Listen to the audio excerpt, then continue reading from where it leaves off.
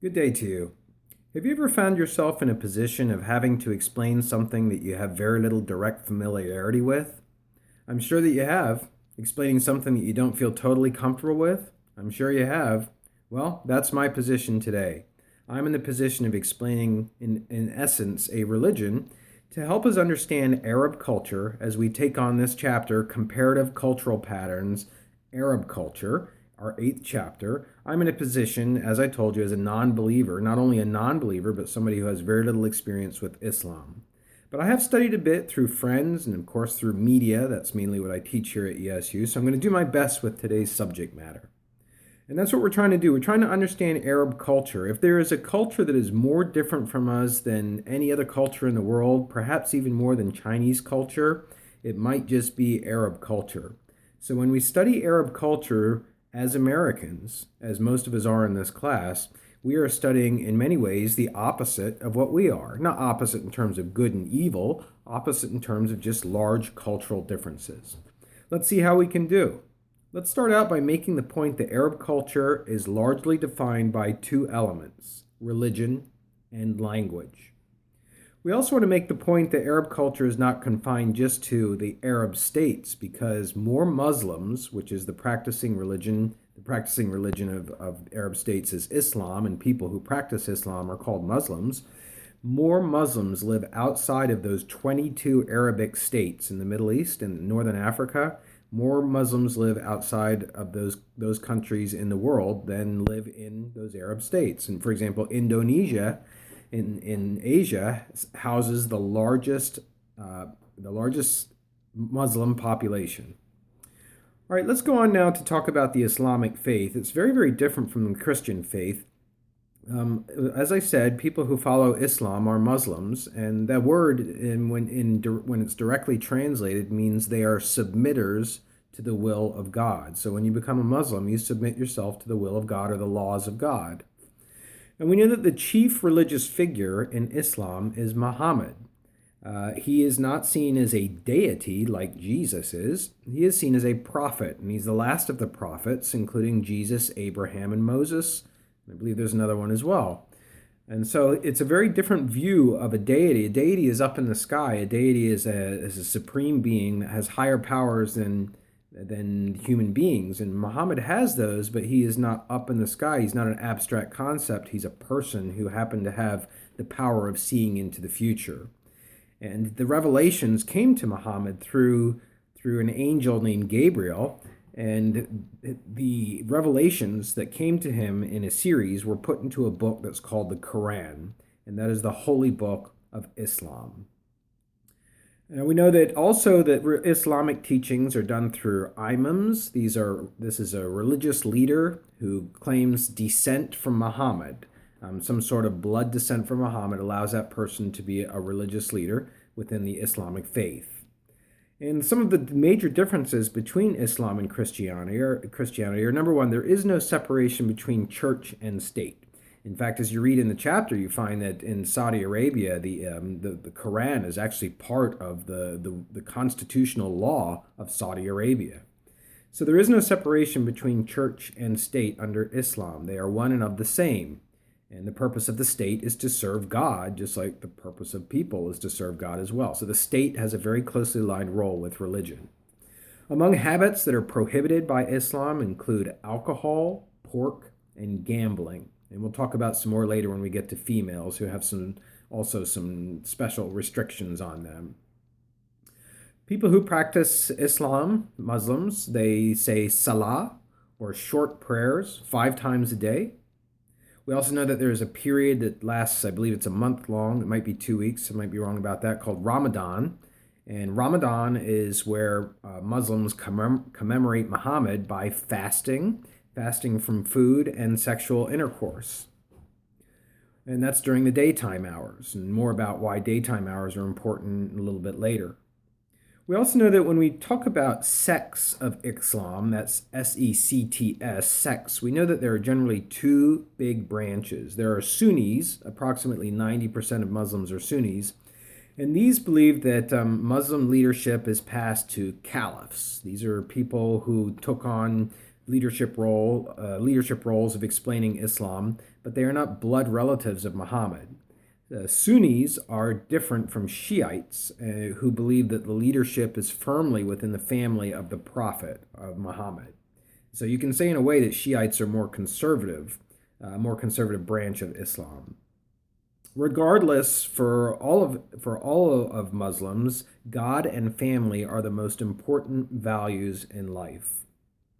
Now, before we get away from religion, we want to mention that religion is not the only accomplishment that is spoken about, and most commonly when we talk about Arabs. Arabs have contributed great scientific achievements in the history of the world. They've contributed algebra. They've contributed some very innovative surgical techniques. And they contributed the whole idea that the universe is a sun-centered universe as opposed to the universe revolving around the earth. Now, we've mentioned Saudi Arabia a few times. Time to move on to that country, which is featured in this chapter. And Saudi Arabia, like many of the countries in the Middle East, is 90% desert. So most of the population is living around the perimeter, is living on the coast. And you find this very common in many countries, including China and in the United States, although we have obviously a very strong population density within the heartland of the U.S., but it's also true that California, New York, and Florida, they're all very high population centers. Now, Saudi Arabia was transformed in the 1930s and the 1940s from a very poor nation with a lot of illiteracy into a nation of riches with high literacy and modern technological innovation. And that was all caused by the discovery of oil.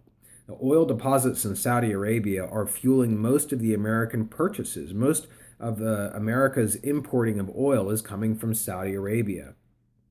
And so the discovery of oil elevated Saudi Arabia not just in terms of its standard of living, but it elevated it in terms of its importance, its strategic importance to the United States. Without oil, the United States doesn't function. Each and every one of you in this class, I'm pretty sure, has a vehicle. That's not common in all countries, where you have people who are shunning vehicles and taking public transportation. But in the United States, the vehicle still reigns supreme, in part because of the way that we've set up our housing situation, which is to say, just to deviate for a moment from our chapter here, that we have built our life around suburbs. These are developments that are located away from strip malls and away from cities, and they're out in the countryside. To get out of the suburb, you have to get in a vehicle and drive, unless you're one of the few suburbs that is serviced by a bus. And in our country, when you ride the bus, you're seen as a lower class citizen, a person who does not have the economic means to own a car. So the discovery of oil is very important to the United States and to Saudi Arabia, and it propels both of these two very opposite nations together into a very strong relationship. When it comes to media in Saudi Arabia, the role of media is to educate and to inspire national unity. It's not to entertain. It's not to make money. It's not to undermine values. It's not to cause people to question beliefs. It is seen as an arm of the state. And so most media are government controlled and privately owned in Saudi Arabia, and they are providing content that supports what the governments are doing. All right, now it's time to move on as we consider this chapter, and we're going to apply the same dominant cultural pattern categories, or what I called dimensions in our last instructor video, to Saudi Arabia as we did to the US, the same dominant cultural patterns. So we'll start with the human being dash nature orientation, human being dash nature orientation. I was, to be honest, very disappointed in this section of the book. It did not really address to the same degree that the human nature orientation was addressed for the United States in our last chapter. But this chapter makes two central points, I think, that can be stated here. One is that humans have intelligence, according to the Book of Quran and according to Islam, but they get to choose whether to submit to the law of God. So human beings are the only beings that have intelligence, and that's provided for by God. But the obedience to the law of God is a choice among humans that you have to submit yourself to, and when you do, you become a Muslim. That's a very different concept from Christianity or from atheism or from Buddhism or from any other religion, that this idea that human beings have the intelligence, but it's still their choice to submit. Second central point I want to make about the human being nature orientation is that everything except for humans is administered through God-made laws. And again, this is just another way of speaking to the choice that humans have under Islam to follow those God-given laws, those God-made laws, I should say. We say God-given in Christianity, and it's a little bit different thinking when you say God-made. Moving on now to the second dimension, we have the activity orientation. And we do find some similarities to the United States in terms of earning a living.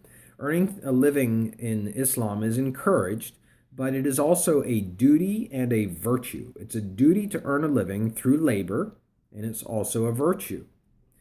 And another similarity to the United States is that whatever a person makes, they get to keep as their own private possession. They don't have to give it up. If you make a tool, if you make a hammer, you don't have to give it up. You make a blanket, you don't have to give it up. It's your own private possession because you have made it. However, at the same time, because Islam does stress conservatism in terms of, females, and we'll talk about that shortly, we know that there is a conflict with progress, that sometimes progress is impeded in Saudi Arabia and other Arabic countries because it goes against the rule of Islam. So, for example, the rights of females is something that we'll be talking about very shortly. I keep previewing it here. I promise I'm going to get to it shortly. But the rights of females in terms of equality and having the sameness in terms of lifestyle as men is going a lot slower than it has in the United States, even though, as we identified, the United States still has problems in terms of women earning an equal paycheck. But in Arabic countries, it's even slower because progress is impeded by, at least from a Western point of view, the Islamic restrictions on females. Now we'll talk about the time orientation dimension of dominant cultural patterns. And there's this conflict in Arabic culture between the lunar month, which runs from full moon to full moon, and also the Hijrab, I'm not sure if I'm pronouncing it correctly, calendar, which started in the 600s. And so what you effectively have is the months are sort of moving forward. So the fall months sort of move up into the winter moves into the spring moves into the summer, because one calendar is always trying to catch up with the other calendar because you're going by the lunar month. Our calendars in the United States are based on a 30 or 31 day calendar for most months, with the exception of the 28th in February, with the exception of the lunar year. And that's how our months catch up with the trajectory of the moon in the sky.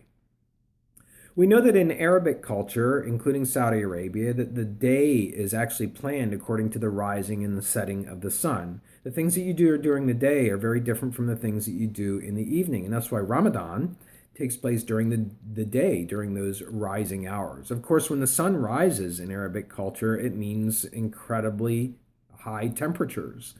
And so what you're able to do just physically because of that sun is very, very limited when your temperatures are soaring to 115, 120 degrees in the desert. We know that time orientation on the part of Arabs is very polychronic, Polychronic, and that means that Arabs are, as part of their culture, doing many things at one time. And so if you go into a market, a supermarket or a post office or a convenience store in Saudi Arabia and Arabic culture, you'll find that it looks like chaos to a Westerner because everybody is trying to elbow their way to the counters. And that's because it's part of Arabic culture that the clerk who is waiting on people, the salesperson, the cash register person, they're able to handle many different requests and many different outstretched arms at one time. We may consider it to be chaotic, but in Arabic culture, it's because they are, well, to use a term from today, they are multitasking. They are doing many different things at one time. There are no queues like you find in England where you wait patiently in line to get up to the post office. You take your number and then you finally it's your turn. No, in Arabic culture, it's you try to work your way up and be loud, and it's all accepted because of its polychronic nature. Now to the fourth element, we're talking about the human nature orientation. Here we do find a strong difference with Christianity in that individuals are assumed to be born free of sin. But it's the temptations in life that can lead a person to sin, like gambling or alcohol or pornography. And that's why these things are prohibited in Arab culture. Overall, there is assumed to be more good than evil in the world, and the purpose of all humans is to worship God. Now we move to our fourth dimension, which is relational orientation. And Arabs, like other countries in the Middle East and also in Asia, are more group oriented and more culture oriented than they are individual oriented. We find in the United States it's very common that when you graduate college, you go to seek a job. There's a student in this class that has a job as a professional football player, and he's already been to Texas and Canada and other places as well. And he's able to move away from home because it's much more about the individual in the United States and their rights and their rights to have a fulfilled life according to their own particular needs. Whereas in Arab culture, it's about the group. So moving away may not be best for the family, and so you can't do it in Arab culture. The loyalties are to the family, the clan, the tribe, and the government. And individual needs, like moving away to take a job or purchasing a car when the family needs the money, it's not accepted, it's not encouraged, it's not tolerated. Now let's talk about women. The role of women in Arabic culture theoretically is to be equal, but they are not the same as men. It almost sounds like segregation of the South in the United States, separate but equal. So women have their own lines in fast food places that they have to go to because they are not allowed to mix with men. The only man that a woman can mix with in strict Islamic cultures is the man that you are married to. And that's the only man that you're allowed to expose your body to. That's why Islamic law requires women to wear all kinds of clothing that cover up body parts so that there is not that temptation for men and not that temptation for women, at least as assumed by Islam. And the penalties can be very severe. The book talks about penalties of lashes. You know, there's actually a whip that you are lashed with as a punishment. And the number of lashes is determined by the sentencing. And the sentencing is determined by judges who are not objective, but who are biased and who are following Islamic law as they interpret it. So women are not allowed to speak to other men, and it's mostly about protecting their chastity. That's mostly what it's about, not exposing their body to strangers. Now, women have had some rights in Saudi Arabia extended to them, some ambassador positions, also some rights about contributing to the voting process, but nothing like the progress, if we can call it that women have made in other countries. This chapter finally ends with some communication barriers that exist between the United States and Arabic culture that are hard to get over today. It's one of the reasons that we know so little about Arabic cultures, myself included. One is political unrest. Political unrest continues in the Middle East. The Israeli-Palestine conflict, the insurgency in Syria, the sectarianism in Iraq, the sectarianism in Afghanistan. There's a lot of division, conflict, turmoil, and just out-and-out warfare that continues, and it makes the world very uneasy. And not that there are not hot spots in other part of the world, but the Middle East is sort of known for political unrest. And I mean, we had the Arab Spring a few years ago, also called the social media revolution. It's addressed in your book. And it overthrew the governments in Libya and in Egypt. And we had an almost overthrow in Algeria. So and that's because the young people commuting by social media are demanding more freedoms than they have under Islamic law. The second communication barrier is terrorism and the perception that Arabs and Islams are terrorists. I mean, how many times have you heard the words in our media, American media, Islamic terrorist, Islamic terrorist, Islamic terrorist? Imagine every time if a Westerner was referred to as a terrorist, a Western terrorist, a Western terrorist. Maybe that is, in fact, happening, or some degree of that kind of stereotype, but it continues to be a problem that whenever we get news about Arabic countries, it often is terroristic news. A second stereotype is Westernization. And what this refers to is a lot of the workers in the Middle East are from the West. They are imported because they are allowed to do certain things and wear clothes, and they have knowledge bases that some Arab cultures don't have enough of, so they import Westerners. 20 to 30% of the workforce can be Westerners.